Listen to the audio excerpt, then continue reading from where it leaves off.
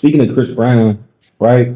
How did you even get the opportunity to work with Chris Brown? How did that come about? Was it just he heard about you, or was it you? Are you connected with somebody? Like how does anybody? How did you do it? But how does anybody get in those rooms? Um, I mean, well, me personally, I still haven't even been in the actual studio with CB, but I think I just made good enough songs that were able to get to his ear, and yeah, I know a couple people on his team, um, and I was able to just kind of get songs to them, and they were able to press play for him, and yeah, the rest is history. No, for sure, for sure. So, what was the creative process like? Of like, did you know, like when you made when you were making these songs, did you know it's like, man, this making an album for sure. There's no way.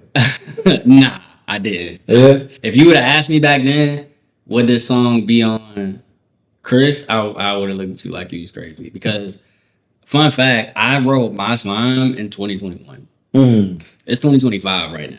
So that just goes to show you like how long things can take to come out. But I wrote that song 2021, fresh out of my group.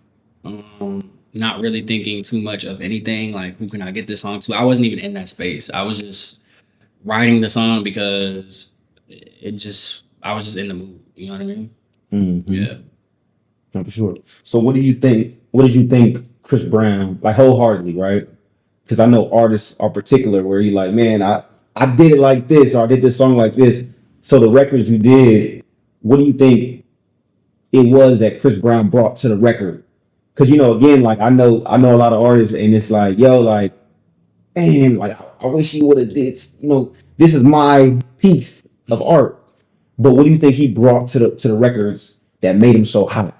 Oh man. I mean, he's a hit maker. I grew up listening to him. So to see like an idea that I started and to just hear like the finished product, he really is a hit maker, and he really understands the art behind making a song pop. You know what I mean?